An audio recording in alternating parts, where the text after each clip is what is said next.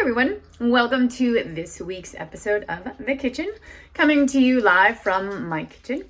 And this week I wanted to talk to you guys about an increase in appetite when we are starting a new exercise program or just adding a little bit more to our regular routines, or maybe upping it a level, which is kind of common around this time of year. Around me, we've just had the marathon, so everybody has the running bug now, and I want to start new running programs.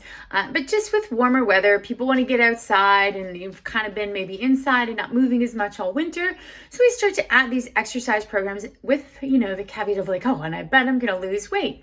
And a lot of times what I see is that people don't lose the weight they're looking to lose. Their appetite increases, and sometimes, in some cases, even gain weight. And then this kind of leads to frustration. So, which is all fairly normal. So think about your car.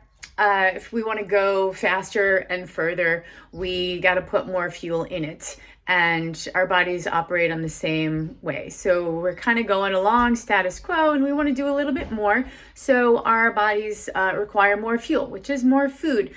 So if we don't anticipate this, what we sometimes kind of feel is, like I always say, rip the refrigerator off the handles kind of mode, right? So we've added exercise, we're going along, we're eating what we would normally eat, and at some point during the day, our body just sends up an appetite signal that must be answered. And it's because it recognizes I don't have enough calories to maintain, you've got to get some food. And unfortunately, once you've gotten to that point, your body's not craving like nutrient-dense stuff that it needs to spend time breaking down. It wants quick, simple carbohydrates, and that's when we wind up eating like 3 pizzas, right? All by ourselves, right? Because we're like, I'm starving.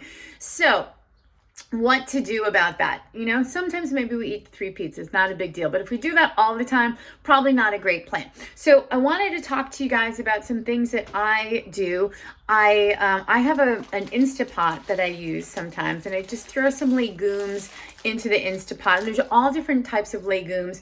One of the benefits of using the Instapot or pressure cooker with the legumes is it breaks down what they call like the lectin, which kind of puts it into that anti-inflammatory category of like, oh, don't eat. Or sometimes people just have indigestion and they can't really break down legumes and similar. And so if you use a pressure cooker, sometimes they're a little bit more digestible. So you use a pressure cooker, and it's super easy. You just kind of push the button.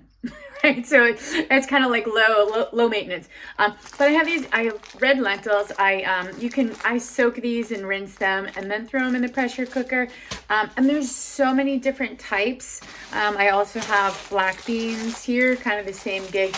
And then this one, I don't even know what it is. But it looked interesting. It's labeled crimson lentils.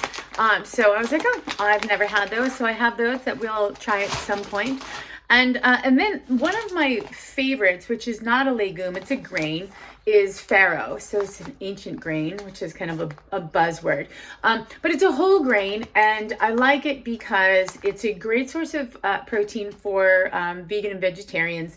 And so I'm just looking at the back. For a 1/4 cup serving, you're going to get 6 grams of protein, which is decent amount of protein, 1 gram of fat, great, and 38 grams of carbohydrate, which is a significant amount of carbohydrate. So this is really great to include in your diet when you are increasing, that appetite, right? It's a complex carbohydrate, which we need.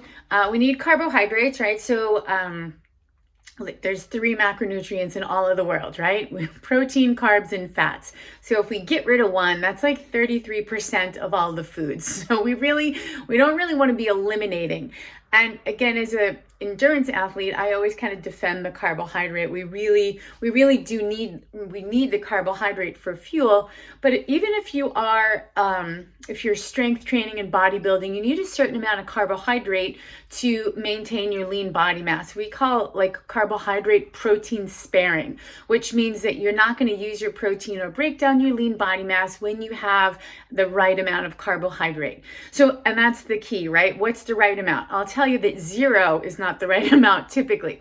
This is a complex carbohydrate, and it's much different than like, the Snickers or the lollipop or something. That is a simple carbohydrate, which is sugars that break down real quick. And if you're mid-marathon, maybe that's a great thing for you. Not so much the Snickers, but the lollipop, right? That's sugar, pixie stick, whatever, similar to a pixie stick. That would be great mid-marathon. But outside of that, if you've increased one of these grains that you could add, I like to add it to salad or some roasted vegetables. And like I said, it's super easy to prep if you stick it into a pressure cooker and have it that way. You can even, like the farro, sometimes I might do with like a little bit of broth and some seasoning and have it by itself too. So that's always nice. So definitely a lot of options there. Eat your carbohydrates and do enjoy the outdoor weather. If you're getting on your new running plan, go slow. Go slow and fuel it properly. Have a great, wonderful rest of your day. And thanks for tuning in for episode of The Kitchen.